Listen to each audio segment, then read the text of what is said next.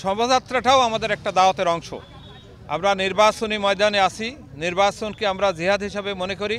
জিহাদের ময়দানে প্রদর্শনও একটি বিষয় এবং জনগণের কে আকৃষ্ট করার জন্য এবং সর্বোপরি এই মাধ্যমে সারা এলাকায় এই মেসেজটা আমরা দিতে চাই। দাঁড়িপাল্লার পক্ষে যে গণজোয়ার সৃষ্টি হয়েছে, অন্যান্য ভাই বোন যারা আছে তারাও যাতে এই আন্দোলনে এই জোয়ারে সম্পৃক্ত হয়, সেজন্যই আমাদের আজকের এই মোটরসাইকেল শোভাযাত্রা।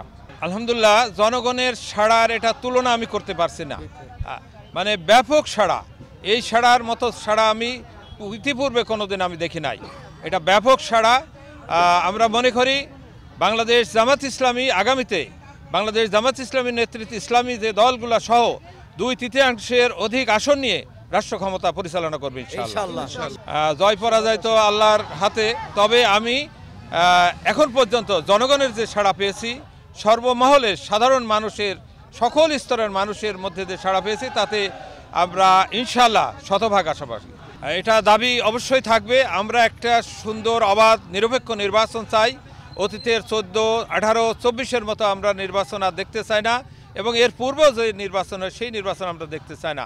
আমরা একটি গণতান্ত্রিক পন্থায় অবাধ, সুষ্ঠু, নিরপেক্ষ নির্বাচনের মাধ্যমে জনগণ যাতে ভোট কেন্দ্রে নিরাপত্তার সাথে আসতে পারে, নিরাপত্তার সাথে ভোট প্রয়োগ করে ফিরে যেতে পারে, সেই জন্য জামাত ইসলামীর এই দাবির সাথে তো অবশ্যই আমরা একমত। সাথে সাথে প্রশাসনের পক্ষ থেকে যে নিরাপত্তা থাকবে, সাথে সাথে আমাদের পক্ষ থেকেও কিছু নিরাপত্তার ব্যবস্থা থাকবে ইনশাআল্লাহ। আমরা এখনও সেই ধরনের শঙ্কা বোধ করছি না, তবে আরও দিন গেলে তফসিল ঘোষণা হলে সেটা বোঝা যাবে।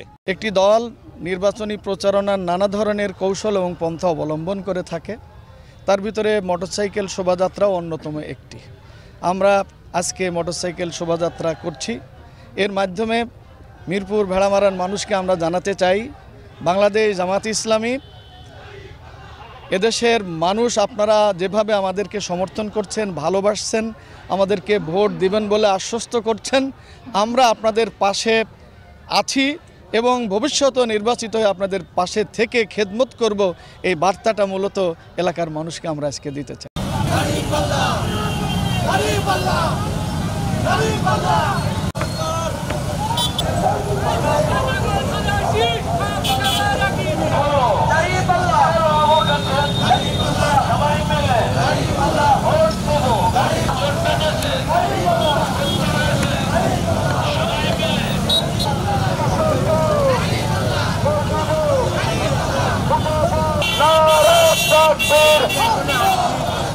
বাংলাদেশ জামাত ইসলামী